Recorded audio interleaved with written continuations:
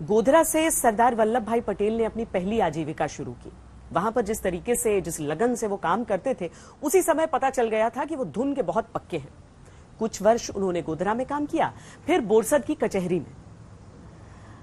धन की कमी थी नहीं और अभी भी इच्छा प्रबल थी इंग्लैंड जाने की।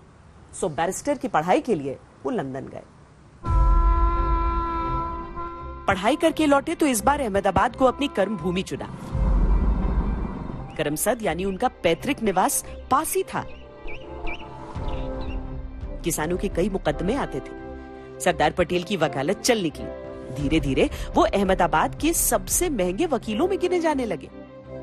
क्लबों में जाना और ब्रिज यानी ताश के पत्तों का एक खेल उनका सबसे प्रिय शौक बन गया। सरदार पटेल की जनरली मंथली प्रैक्टिस जो थी वो 4 या 5 हजार रुपए की मंथली थी और वो आनंद, बोरसद और गोधरा वहाँ पे जनरली प्रैक्टिस किया करते थे। और उनका एक खास बात ये थी कि वो छोटे से छोटे या गरीब आदमी के भी केस लड़ते थे और बड़े से बड़े अमीर लोगों के भी केस लड़ते थे। ऐसा नहीं था कि ये अमीर कोई लॉयर थे। अंग्रेज जज, अंग्रेज प्रोसिक्यूटर, डिफेंस लॉयर और सरकारी वकील और अंग्रेज राज। तो लॉयर अंग्रेजों के सामने जो लड़ना है और आर्ग्यूमेंट जो होंगे वो एकदम शार्पली होंगे। तो सरदार पटेल के लिए एक चैलेंज ही था एवरी टाइम कि अंग्रेजों के सामने, अंग्रेजों को लॉयर के, अंग्रेजों के जज के सामने उनको जीतना है।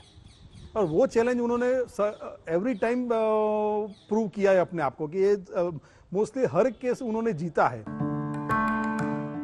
अहमदाबाद के इसी क्लब में सरदार पटेल का अक्सर आना जाना होता था। उनके साथ तब एक और वकील साथी जीवी मावलंकर होते थे। ये वही मावलंकर थे जो भारत आजाद होने के बाद प्रथम लोकसभा अध्यक्ष बने थे। बहरहाल बात 1916 की है। देश में एक तरफ आजादी का आंदोलन चल रहा था।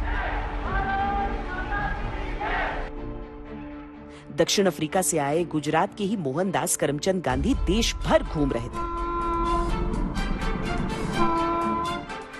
लेकिन 41 साल की उम्र तक सरदार पटेल को उस ओर कोई दिलचस्पी नहीं थी। वो बस अपनी वकालत और शानदार जीवन शैली से खुश थे। एक बार महात्मा गांधी इसी क्लब में आए।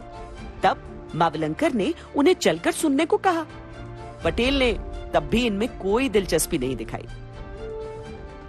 1917 के बाद जब गांधी के साथ मुलाकात हुई तो एक गांधी के मुलाकात में पहले तो वो इम्प्रेस नहीं हुए। 1915 की साल के अंदर सरदार और गांधी जी दोनों गुजरात सभा के माध्यम से डेलीगेट का चुनाव लड़े थे और चुनाव लड़ने के बाद वे बॉम्बे सेशन के अंदर पार्टिसिपेट करने के लिए गए थे। यानी हम बोलते हैं सरदार गांधी जी के कांटेक्ट में नहीं आए, ये बात गलत है। गांधी जी के संपर्क में आए मगर उनकी परीक्षा कर रहे थे। जब एक ड्राफ्ट बनाना था, एक मेमोरेंडम बनाना था, वो टाइम पे बड़े बड़े लंबे लंबे मेमोरेंडम बनाए जाते थे। तो गांधी जी ने मुख्तलिफ शब्दों के अंदर, चंद शब्दों के अंदर जो वो मेमोरेंडम बनाया, तब सरदार को लगा कि ये बंदे में कुछ दम हैगा। तब तक अखिल भारतीय राष्ट्रीय कांग्रेस और होम रूल लीग जैसे संगठन अंग्रेजों के खिलाफ जगह जगह प्रदर्शन करने लगे थे। आजादी की मांग तेज होने लगी थी।